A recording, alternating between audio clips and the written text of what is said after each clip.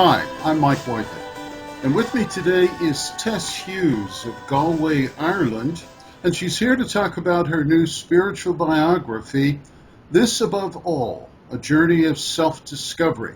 And we're going to welcome Tess now from Galway. Tess Hughes, how are you? Hi, Mike. How are you? I'm doing well, and we're very glad to have the opportunity to talk to you today. Why don't we start with the title, This Above All? Why did you pick that title? It's a quotation from Shakespeare. It's from Hamlet, which was the play that I studied my last couple of years in high school, I guess you'd call it. And it's the advice that Polonius gives to a young man called Laertes when he's setting off out into the world. And he says all kinds of things like neither a borrower nor a lender be, and various other ones. They're very well-known phrases. And towards the end, he says, this above all, to thine own self be true, for then it follows as the night the day, thou canst not then be false to any man. Did you see that as kind of emblematic of your own journey of self-discovery, that it was in fact an effort throughout your life to be true to your inner self or your real self? Yes. That really was it. I recognized at about 16 when I read that I wasn't true to myself.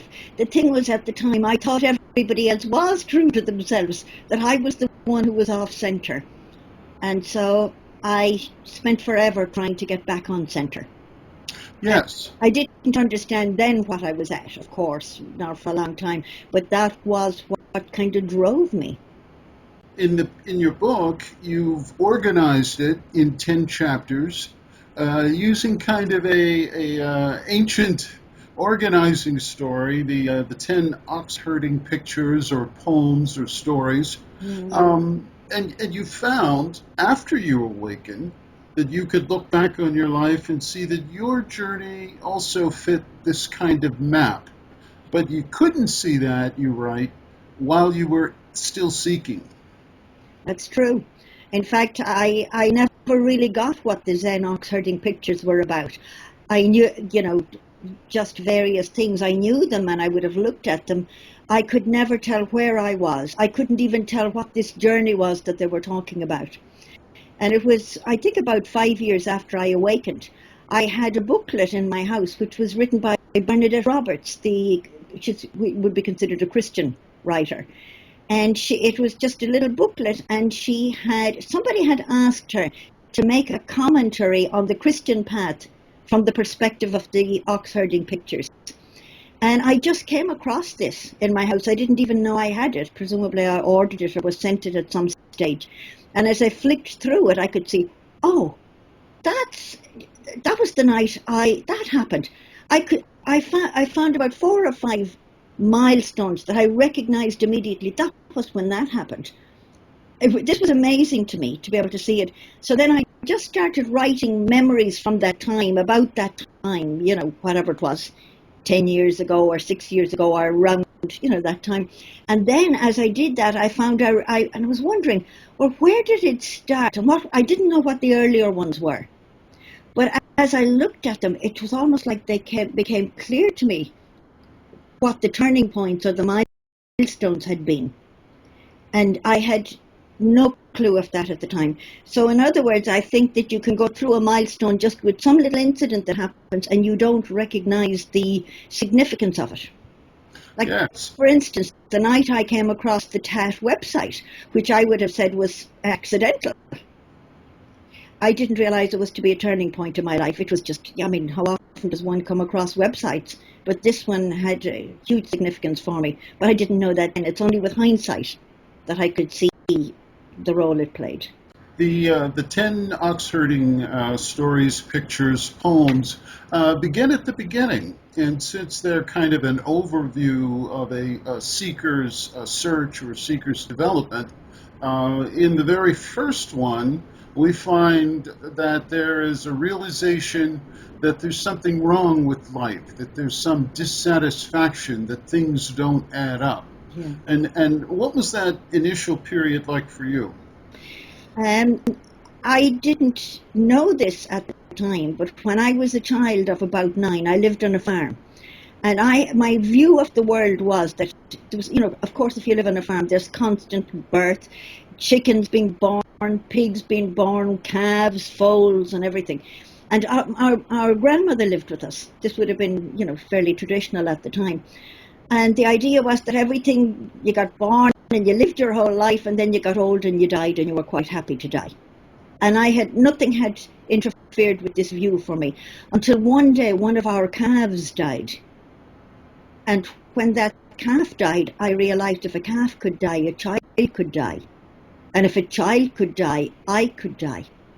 And I would say I went through the worst existential angst, as bad as I ever did in my life, for about 3 days. I mean, I was really just in a state about it. Now, I would have told you that I had, pushed it aside. I never did forget that memory, but I learned there and then, actually, within a couple of days, how to push it away. How could you live with that? How could you live your life with such a thing? So I pushed it away, but interestingly, I was always interested in, there's got to be something more, if you just die and, is it annihilation or what is it? It was a problem that throbbed away in the background. Now I had a good life and did all kinds of things, but this thing would throb away in the background when it got space. And I didn't realize the significance of what that was. I just couldn't make it go away, really. Yes, and that would naturally lead to the next couple of stages. The dissatisfaction leads to the desire to find something, some way to resolve it, some way to get rid of it. And from there, you start actually, the third step is you actually try to find something specific, some teaching, some technique. And in your book, you give us a very detailed account of you as a young woman encountering new thoughts and new thinkers, finding people like J. Krishnamurti, or finding practices like TM and the Gurdjieff school's self-remembering.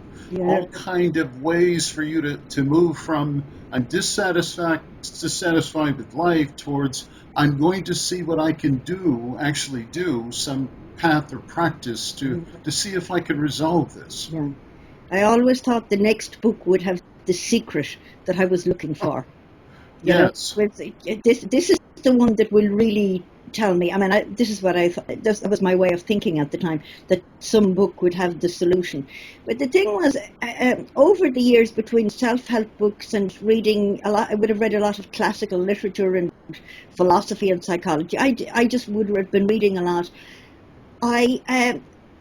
Somehow an accumulation. It had a cumulative effect, really, of opening me up to bigger ideas or broader possibilities or something. Although I didn't know what I was looking for, and I would not have called myself a seeker. I had just thought I would have said I was something like a self-reflective person, or I thought about things. I couldn't just take life at its surface values. I'd have liked if I could, believe me, but I just couldn't. I just felt I was one of those people that was always trying to find more. I wanted to become a person of integrity. That was my idea. Now, I was brought up a Catholic, of course, and just looking around, I could see, even when I was quite young as a teenager, that there were people I called them people of integrity or people of character, and those who were not. And I could see that it had nothing to do with personality. I don't know how I had that view. Perhaps from reading a lot of what we call the classical literature, that I could see that. And I had always had the idea that I wanted to be a person of integrity. So this is what I thought I was doing with myself. Learning to be more honest and more genuine, and whatever kind of ideas I had. So I was always at something about that. It would seem at that point, you although you might not have had a name for it, you were deeply involved in self-inquiry. Yes. I thought when I came across the phrase self-inquiry, I thought this was a brand new thing that I had never, I didn't know anything about this. It's a whole new thing. It turned out with hindsight that I had actually been doing things that were seriously self-inquiry type activities for a long time before that. Only I didn't know, I didn't have that phrase. So, there could be plenty of people doing this and they just are not using that phrase. But it was to do with trying to trying to get to the roots of myself, really. Um, but self-inquiry is different from, psychological inquiry or uh, just self-reflection or something like that. It's different in that what happens is you start actually questioning the whole basis of your thinking, and questioning it or the whole basis of how you live, your actions and everything, and start questioning it in relation to spiritual teachings. Now, before that, I might have thought what I was trying to do was be a good doer, do the best that I could, and so on. But when then you hear, you are not the doer, I think, well, at first, this makes no sense at all. I mean, there's doing going on, we can see it, but what is this? You are not the doer. And then, you see various versions of it in all the different teachings, and you begin to think, well, what are they talking about? What do they mean? And you might come across the idea of something like, well, did you originate that action, whatever the action was, right back to the start? Or are you just responding to the circumstances you find yourself in? And your circumstances include your mindset and, the kind of personality and character that you have. So, then you start looking to see, well, is there really truth to this? Am I running my own life? Am I generating it? Or what is? So you were bringing awareness to actually try to know yourself. Uh, to become myself, to become what I truly was. It started out with trying to fix myself, Yes. or trying to be the best person and a person of integrity. And then at some point I came across the notion or the teaching that the problem was this self. I'm talking about the small self or the ego, uh, that thinks it's doing everything and so on, that actually was the problem. Even thinking that the sense of self came from thinking, I am the doer, I am being sort of the perfect doer or perfecting my doership, whereas you're not the doer at all. Now that's a bit of a shock, to start. So self-inquiry is really looking at that kind of level. I don't think you can do self-inquiry just with the normal ideas we have of the world. I think it's when you start testing the ideas of the world against spiritual teachings. I think that's when you really start looking at a deeper level. So you have to put it into action, no longer just a matter of accumulating ideas or uh, to analyze what other people are saying. It becomes you Do looking at you. yes, and say, well, say my mindset of thinking I was the doer to, I mean, if again and again I tested, uh, well, I'm going to the shop to get milk. I think this is a doing. I'm going to go to the shop to get milk. What I did was I found that, okay, what I'm going to do is I'm going to start making categories of the different kinds of doings. So let me see. So going to shop to buy milk, that's because I'm a woman who runs a house. That activity, that doing, comes out of being a member of society and running a family. I need to go to the loo. That activity comes out of the fact of having a body. And so activities I could put in categories like this. Then I found that there were certain activities that were, okay, I will go over and I'll visit this friend because she likes me very much and she always makes me feel good about myself. Okay, so who is this self that wants to feel good about itself? And this is a creature of the world wanting to be made feel good in the world. So my sense of self in doing that, because it's an optional activity, shall we say. And I could see that the reason I was doing it was in order to enhance my sense of self. my sense of belonging or sense of worthiness or whatever you want to call it. And at this stage, I had enough ideas about the teachings that, well, that sense of self, it's based on the idea that you're a creature of the world. But in fact, our true origin is as, shall we say, a divine creature or from a different source. So if I kept on doing activities that were enhancing my sense of self as a creature of the world, I was doing it at the expense of allowing the self that's the real me. It was blocking out the real me.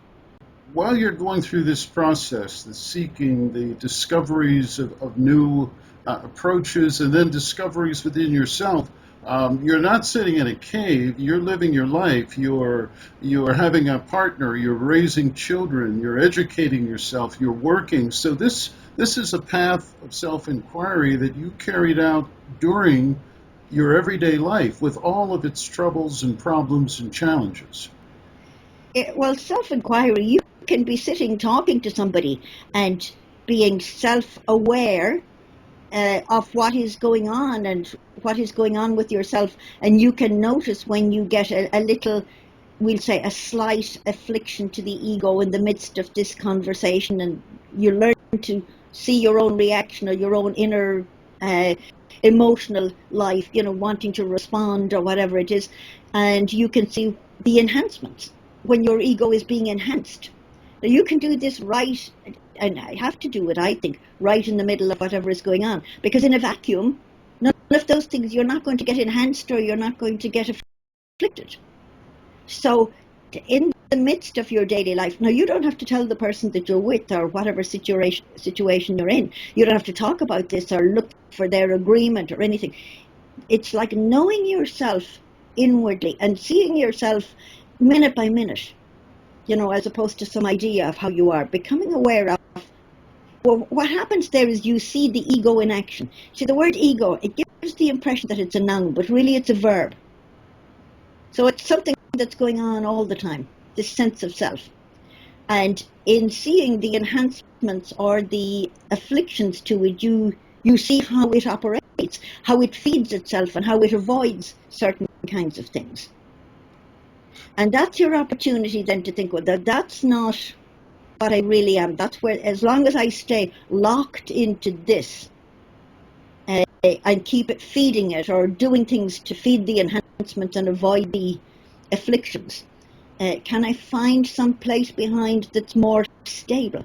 If that's not really me, well, then the ups and downs aren't really me either. And with it, I would think a greater inner stability comes, an equanimity. Instead of being upset by every little upset that comes, you'd learn to withstand them. And I'm not saying suppress, but to say, this isn't going to kill me, this isn't whatever, it's unpleasant. But pleasantness and unpleasantness arise and pass. But then you think, or you begin to see they arise and pass in something that remains. They're coming and going. They're relative. But there is something against which they are coming and going. Did you find resistance to this initially? Were you able to, it sounds like it takes a particular kind of honesty to say, I am going to look and see what is going on, regardless of what it is, and regardless of whether it makes me look good or bad or whatever. I'm just going to look and see what's going on within me. Yeah. It does, and it takes, I would say, a certain amount of courage and determination. Well, that courage and determination, if we want to call them that, I mean, they weren't huge, great things or anything, but it was really, I'd had enough of living the other way. I had had enough of the ups and downs and distresses, or whatever you want to call it, and they were inward ones. This was not in my external life. My external life was more or less fine most of the time. But, the sort of fear of rejection by somebody or fear of not looking good and the sharpness of that pain of feeling maybe, that you're not really a central person in this group that you want to be in, and instead of rejecting them or trying to do other things, thinking, allowing it to be and to see. And, well, along the way, see, I'd also gotten this idea that the biggest problem we have is our the most important relationship we have is our relationship with ourselves, not with anybody else. Your relationship with everybody else, no matter how wonderful they are in your life, is a secondary relationship. But your relationship with yourself is primary. And I really, really wanted to get this relationship with myself somehow as becalmed as possible, or as clear as possible, whatever it was.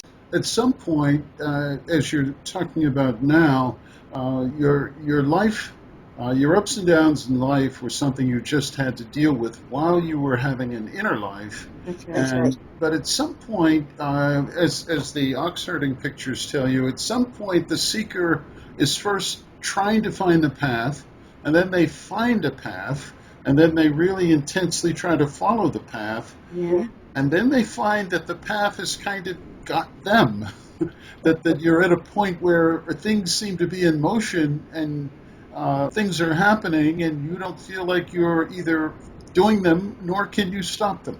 That's right. That's correct. It's like once you become aware of your inner self, it seems to me you couldn't become unaware of it.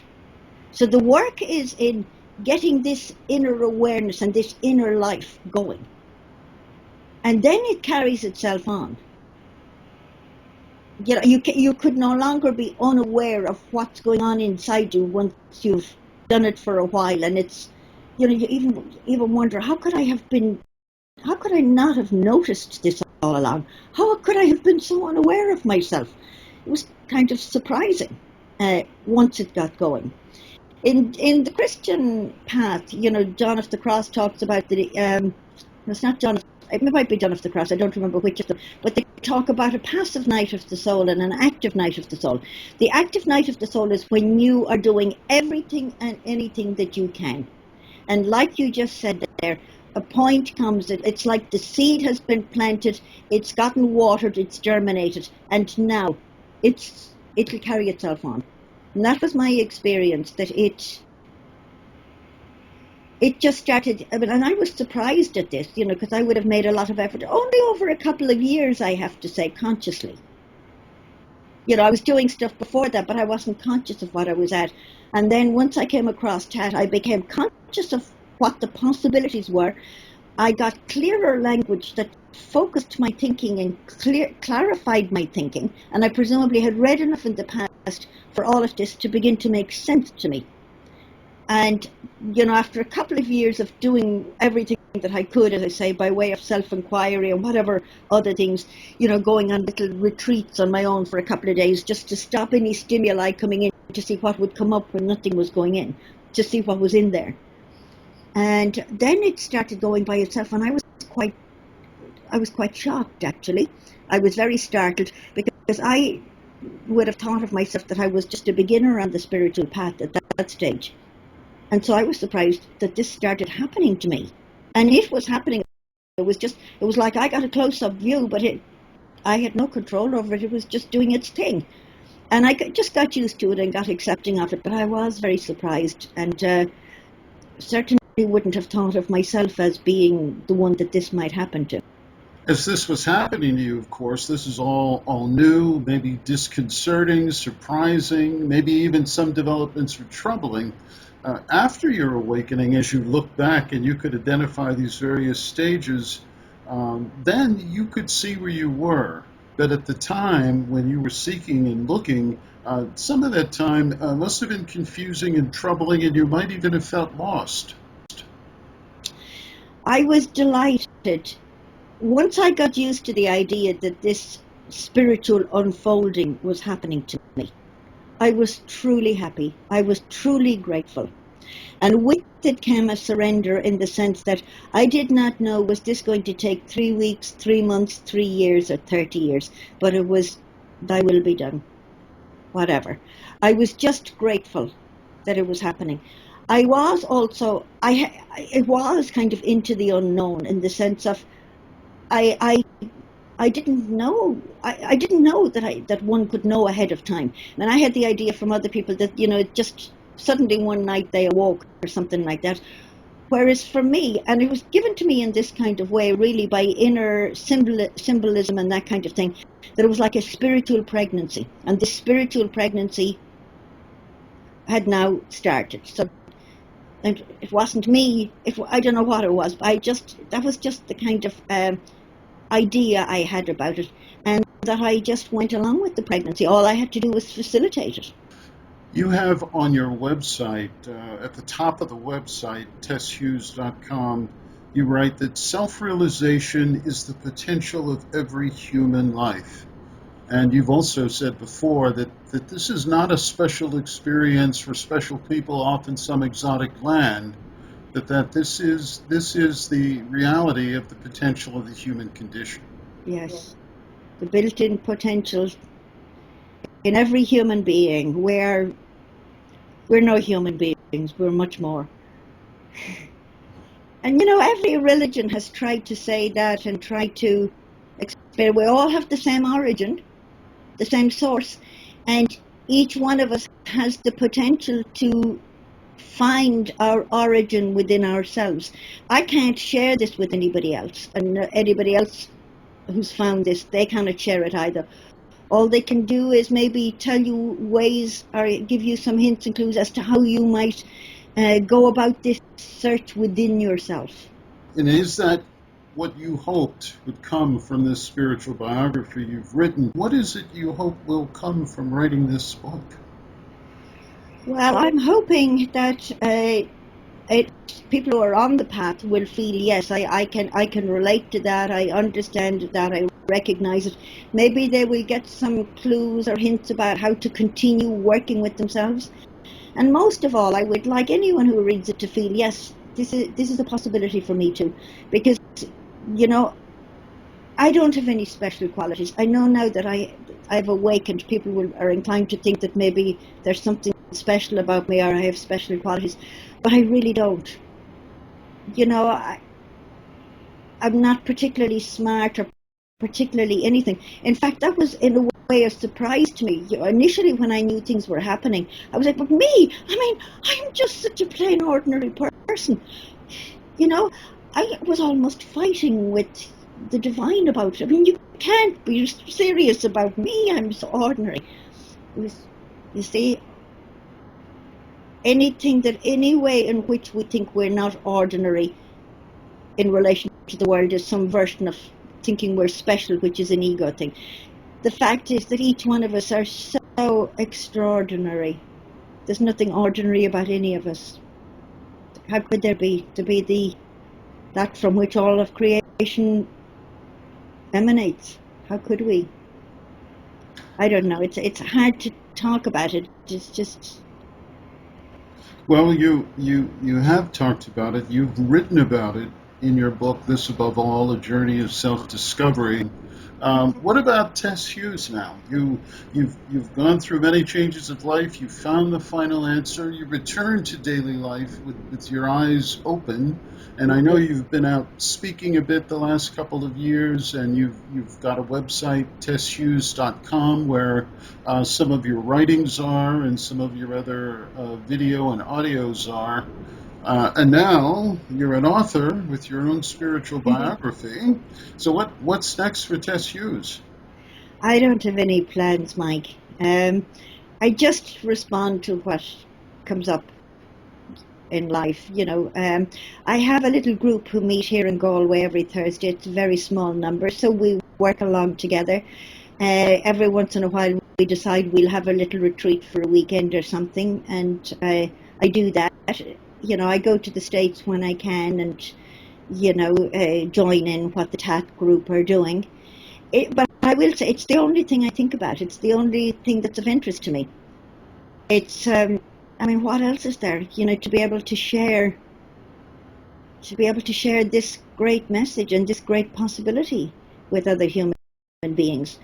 Now, in the meantime, I live my ordinary life here with my family, and they have no interest in any of this, I'm just my ordinary self, that's just like, there isn't anything unusual about me around town. When I meet people, go into town, maybe have a drink with them, go do whatever.